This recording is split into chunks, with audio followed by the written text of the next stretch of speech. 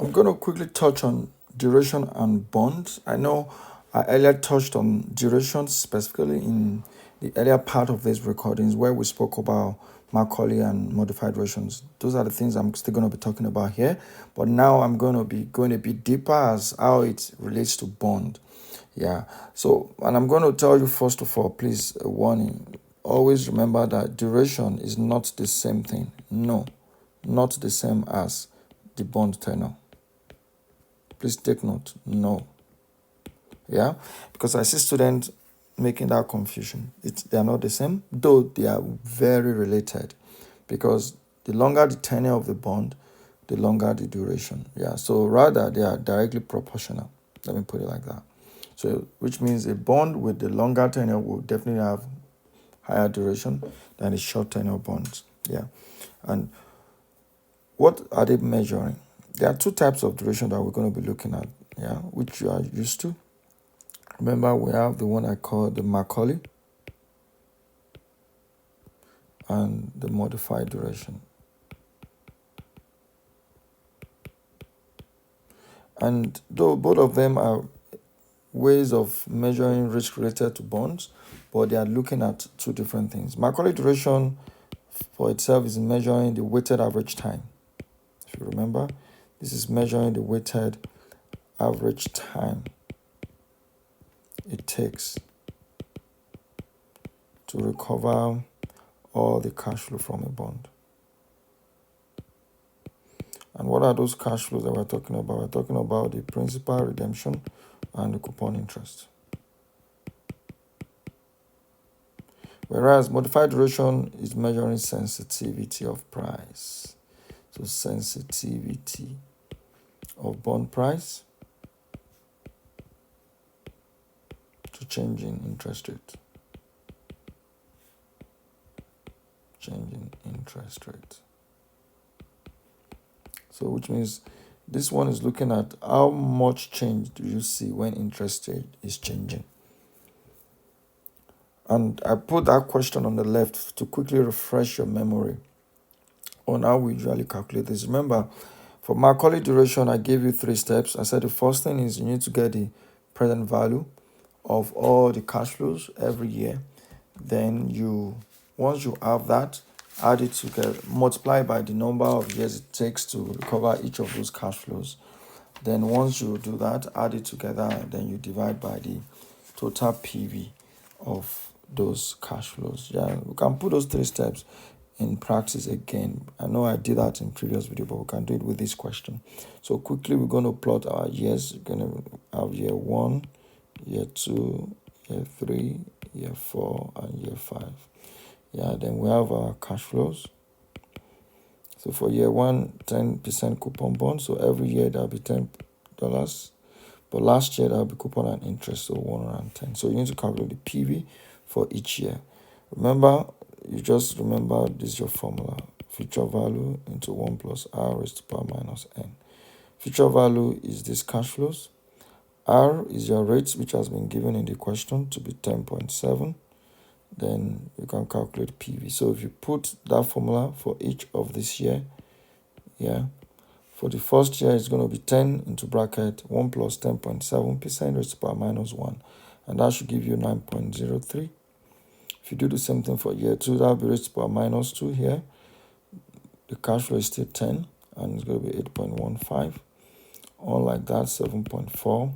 This will be 6.7. And for 110, year 5, that will give you 66. That's the first step. Step 1, calculate the PV for each year cash flow. Then step 2 is for you to multiply the PV by the number of years. So for this one, that will be 9.03 times 1, 8.15 times 2. You need to do that.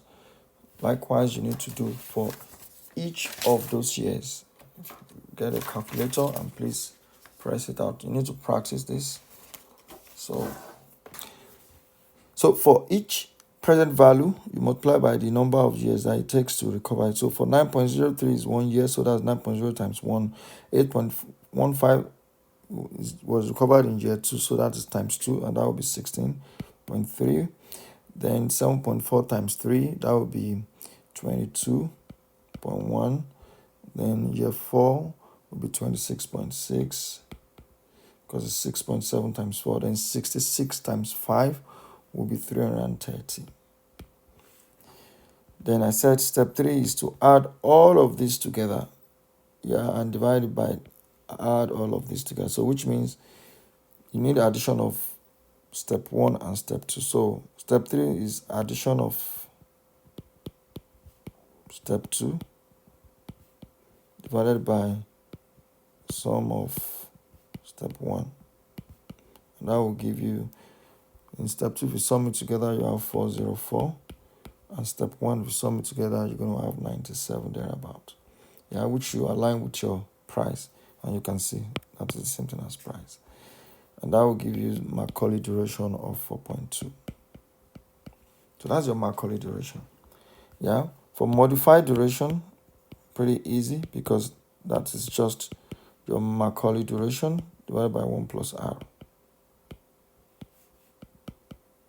So which means in this case, what you just have to do is to divide 4.2 divided by 1 plus your interest rate. So 4.2 over 1 plus interest rate of 10.7%. And that will give us modified duration of 3.8. So that's just a quick refresh of how you have to always calculate your Macaulay duration and your modified duration. Very important. But beyond being able to calculate it, you need to be able to explain as well. Yeah. And one thing you need to know is that one of the key advantages of modified duration is that it is actually used to predict price change in bond.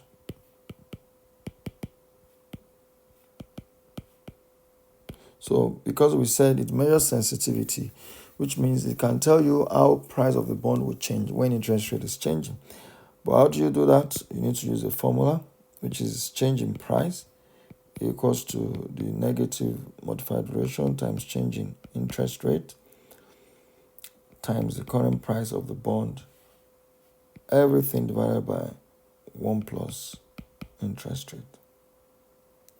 So if you know the change in price, you know that your new price definitely will be equals to old price plus the change in price that you have predicted. So that is how I know that P old is just like this one, yeah, which is your current price. And that's how modified durations can be used to predict change in price of bonds. Very important to take note of all of this. However, there are limitations. And the first limitation is the fact that duration assumes linear relationship between bond price and the interest rate. But that is not the reality. It assumes linear relationship between the bond price and interest rate. This is not realistic. What are we saying? If you plot a graph between the bond price and the interest rate, yes, we know that once the rate is increasing, the price of the bond will come down. That's a natural relationship. Yeah, so what duration is saying is that it's a linear relationship like this, straight line. But the reality is that it is not actually a straight line, but rather it is more like a curve. And that is why the reality is actually convexity and not linear relationship. And there is an implication to that, because when you are trying to predict the new price using modified duration, it's based on this straight line assumption. So if you are using a straight line assumption, it means that the more convex a particular bond is, the more inaccurate your prediction will be. So convexity reduces accuracy of price prediction.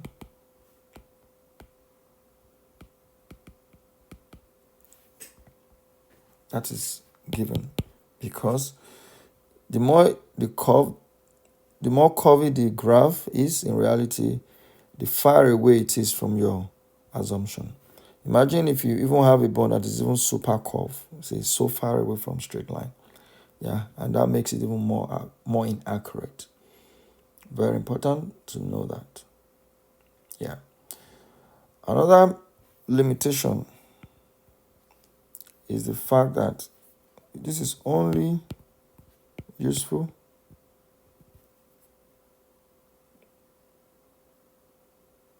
when predicting price over a short range of interest rates movements. And you can see that it's still tied to this graph. You look at this graph very well. You discover that even if the reality is convexity, take for instance, we're looking at this.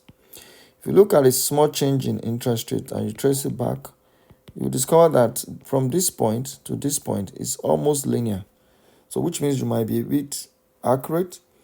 However, if you try to go for a longer change in interest rate, which means you are going from somewhere here to somewhere here, you can see this is already curvy. And obviously, you are far away from your assumption. And that is why if you want to be accurate, then you need to stick to a short range of change, because anything beyond that, you will be inaccurate. Very, very important to take note of those limitations. And to also know that your modified duration will increase. In fact, both duration will increase, definitely, as I said earlier, if the tenor of the bond is increasing, for sure. Yeah. And also, I need to mention this to you, that coupon can also impact on your duration, because generally, if a bond is paying huge coupon, you expect it to recover its cash flow quicker, and that might actually reduce the bond's duration. So those are the key things I need to bring to your notice as far as duration and bonds are concerned.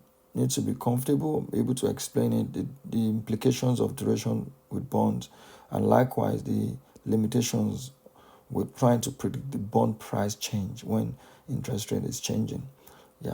Two things: the fact that it's not linear in reality, and the fact that it's only restricted to a short change. Very important to note that. And that will be it for duration and bonds.